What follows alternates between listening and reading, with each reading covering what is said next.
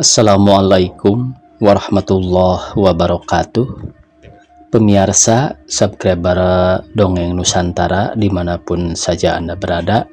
Pada kesempatan ini saya akan melanjutkan cerita Lutung Kasarung bagian ke-29. Terima kasih kepada semua subscriber yang selalu setia mengikuti. Selamat mendengarkan. Adinda sudah sadar benar-benar, syukurlah. Adapun Kakanda adalah Guru Minda Kahyangan, putra sulung Sunan Ambu, yang selama ini turun ke dunia berbaju sang mega hitam berupa lutung. Wahai, rupanya selama ini hamba buta. Mata hamba lebar terbuka, tetapi tidak melihat agaknya. Tak tahu hamba bahwa lutung teman hamba itu Gustilah kiranya. Sungguh tak hamba sangka. Karena itu, sudilah Gusti memaafkan hamba jika selama ini hamba berlaku lancang serta tak tahu adat. Tidak ada yang mesti Kanda maafkan, karena kalaupun terjadi apa-apa adalah lantaran karena Adinda tidak tahu jua adanya. Gusti berkenan turun ke Buana Panca Tengah ini berupa lutung, binatang hitam legam yang hina. Apakah sebab musababnya gerangan? Kalau hamba boleh tahu, tanya Purbasari pula. Adapun sebabnya, maka Kakanda turun ke dunia dalam bentuk lutung adalah karena Kakanda diturunkan oleh Ibunda Sunan Ambu akan mencari kekasih hamba yang mirip wajahnya dengan Ibunda, sahut Guru Minda Kahyangan pula. Wahai, siapakah gerangan kekasih yang Gusti cari yang wajahnya mirip dengan Ibunda? Tanya Purbasari pula. Perkataan yang terakhir diucapkannya dengan wajah yang berubah menjadi merah. Sungguh tidak mudah menemukannya, sahut Guru Minda Kahyangan sambil tetap ramah tersenyum. Tetapi sekarang ia telah hamba temukan. Siapakah gerangan? Berbahagialah putri yang Gusti pilih itu, kata Purbasari dengan hati yang tidak tentram. Ya, berbahagialah Adinda, karena sesungguhnya Adinda Purbasari yang selama ini Kakanda cari. Terkesiap darah Purbasari karena kegembiraan yang tiba-tiba meluap datangnya. Dialah yang dicari oleh Guru Minda Kahyangan, putra tunggal Sunan Ambu. Dialah kekasihnya, dialah yang selama ini dicarinya, dialah yang selama ini dengan sabar didekati dan diikuti oleh Guru Minda Kahyangan. Tanpa ia sendiri tahu, alangkah menakjubkan laksana impian yang sukar dipercaya. Terbayang di ruang matanya di parakan baranang siang lubuk si patahunan. Jejaka tampan yang memberikan ikan dalam kalau kencana. Ya, ini pula lah orangnya. Ya, ingat sekarang ini pula lah yang ketika itu mengaku bernama Guryang Kawung Lubuk, Guru Minda Kahyangan. Tiba-tiba melompatlah seorang orang ke depan memegang bahu Guru Minda Kahyangan sambil menggoncang-goncangkannya dengan keras. Siapakah kau ini? Tanya orang itu lantang, yang tak lain daripada Indrajaya yang menjadi murka. Jangan menjual omong kosong di sini dengan mengatakan dirimu putra Sunan Ambu. Siapakah tuan? Tanya Guru Minda tetap sopan. Jangan banyak tanya, akulah Indrajaya, bakal raja di kerajaan Pasir Batang Anu Girang. Oh, tuanlah itu, sahut Guru Minda dengan suara tetap tenang sedang senyumnya memandang enteng. Apakah yang tuan kehendaki? Indrajaya makin hilang sabar menghadapi ketenangan orang. Mari kita uji ketangguhan tulang kita masing-masing. Keluar, kita ke alun-alun. Sabarlah, apakah gunanya kita berkelahi? Bukankah semuanya bisa kita rundingkan baik-baik? Sahut Guru Minda. Indrajaya tertawa mengejek. Hahaha, tak kusangka, tak kukira. Nyatanya kau seorang pengecut belaka. Tak kuduga putra Sunan Ambu rupanya pengecut. Tak kukira. Hahaha.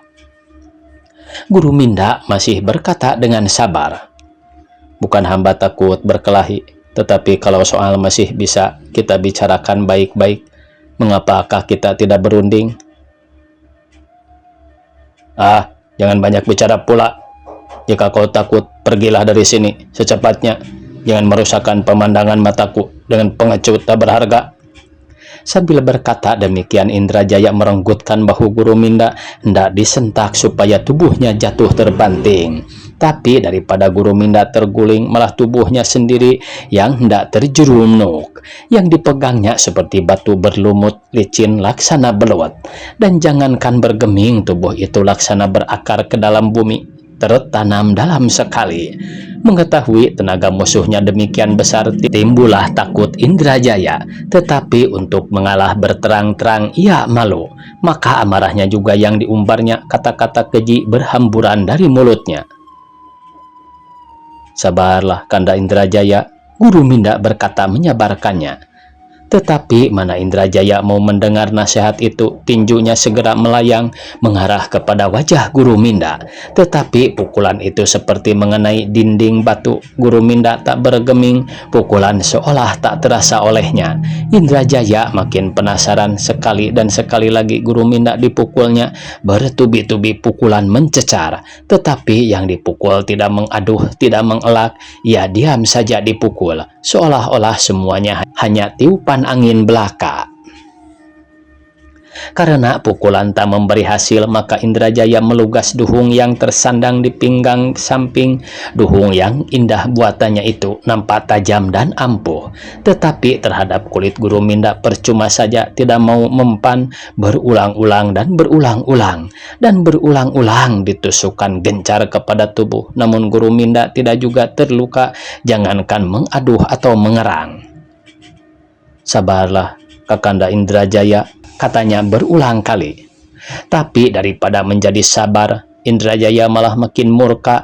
Duhung tak mempan, bahkan ujungnya menjadi bengkok, maka dibantingkannya dengan penuh murka. Setelah ia tidak lagi memegang senjata, maka dipasangnya kuda-kuda, lalu dengan kepala dia tumbuk musuhnya. Dengan sabar namun tangkas, Guru Minda menyandak kepala yang hendak menumbuknya itu, lalu ditekannya, sehingga Indrajaya merasa tidak berdaya lagi.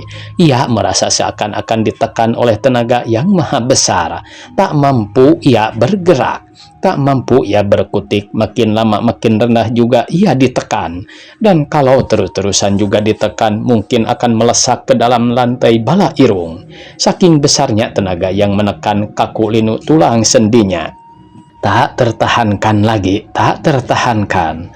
Maka ia pun mengerang, menjatuhkan diri akan meminta ampun. Ampunilah, ampunilah hamba, ampunilah, bintihnya. Guru Minda melepaskan tangannya. Ia tidak lagi menekan tubuh Indrajaya, melainkan mengangkatnya bangun. Marilah bicara baik-baik.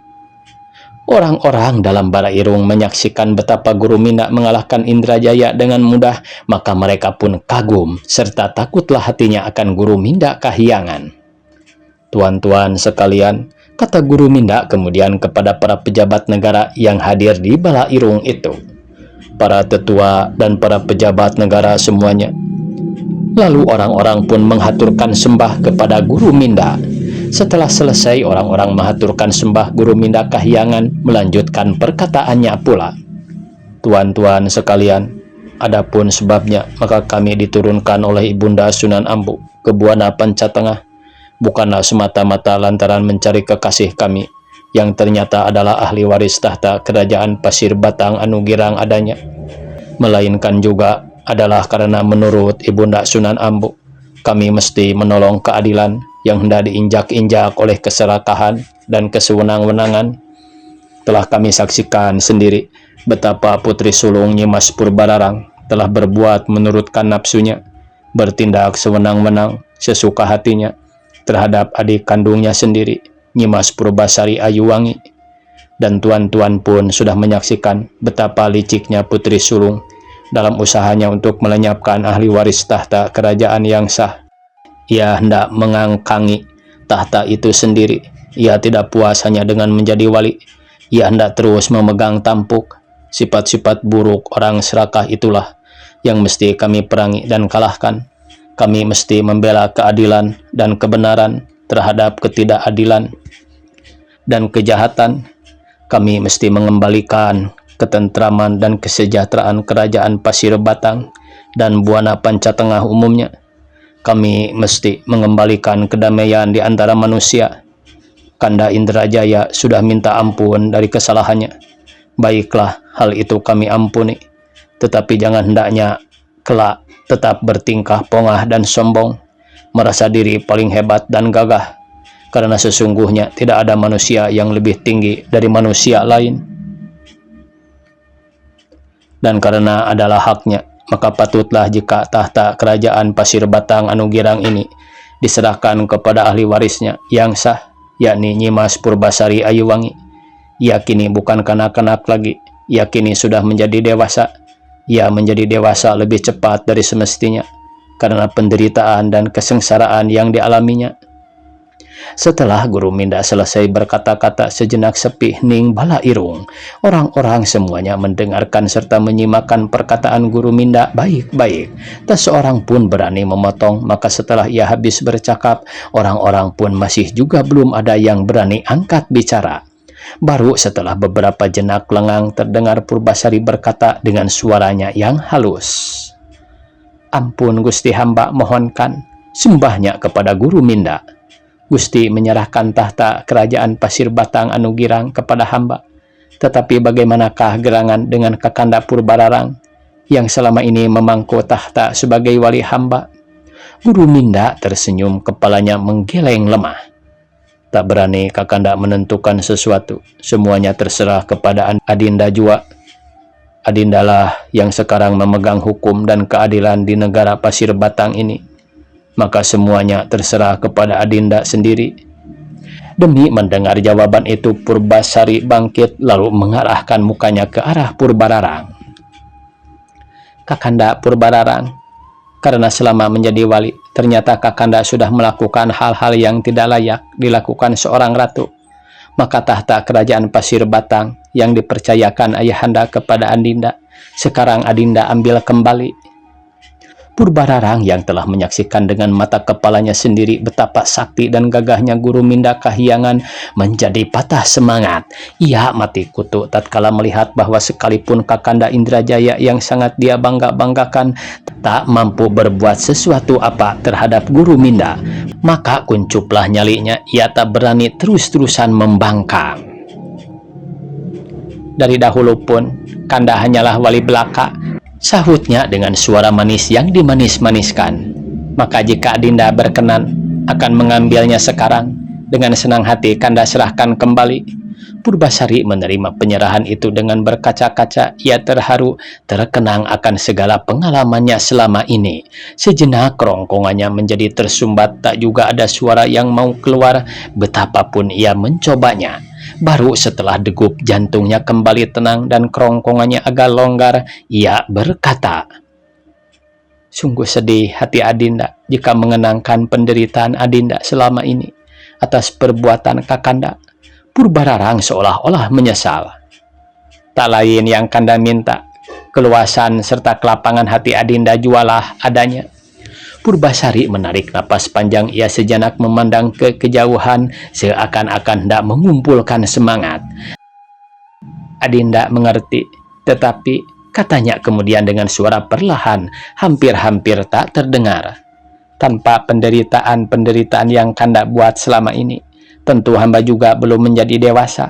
Karena itu semua yang sudah lampau hanyalah akan hamba jadikan kenang-kenangan saja, sebagai ujian yang harus Adinda tempuh. Meskipun menurut hukum yang berlaku di negara kita ini, Kakanda mesti mendapat hukuman yang setimpal, namun hamba mau mengampuni Kanda sekalian, asal saja Kakanda sekalian mau mengubah sifat perangai yang buruk dan bertentangan dengan peri keadilan dan kebenaran dengan yang baik. Bahwa Adinda sudah berkenan mengampuni Kakanda sekalian, beribu terima kasih Kakanda sekalian haturkan," sahut Purbararang pula dengan hati yang lega karena lepas dari hukuman. "Apapun kami hendak Adinda jadikan, akan Kanda sekalian terima dengan pasrah, asal saja kami dibolehkan terus hidup di wilayah kerajaan Pasir Batang." Maka Purbasari pun menjatuhkan hukuman yang meskipun tidak setimpal, namun patut Menjadi peringatan kepada kelima orang kakandanya, mereka dijadikan pembantu di istana. Hanya Kakanda Purbalewi saja yang mendapatkan pengampunan, karena diketahui ia selalu membela adinda terhadap kekejaman Purbararang beserta keempat kakanda yang lain. Tidak lama kemudian dilangsungkanlah pernikahan Guru Minda Kahyangan dengan Putri Purbasari. Negara pesta 40 hari 40 malam lamanya. Seluruh rakyat turut bergembira dan bersukaria karena pernikahan ratu mereka. Ratu Sepuh Prabu Tapa Agung pun turun dari pertapaan akan menyaksikan pernikahan itu. Sejak itu hiduplah tenang Purbasari sebagai ratu di samping kakandanya yang tercinta Guru Minda Kahyangan, yang setelah menjadi raja menukar gelarnya menjadi Baginda Guru Patanyala Seda. Maka kerajaan aman sentosa, subur makmur, kertara harja, gemah ripah loh jinawi, tak kurang sandang, tak kurang pangan. Tamat pemirsa. Jakarta 1958.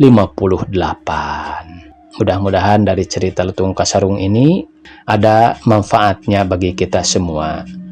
Semoga di malam besok bisa membawakan cerita-cerita yang lainnya. Wassalamualaikum warahmatullahi wabarakatuh.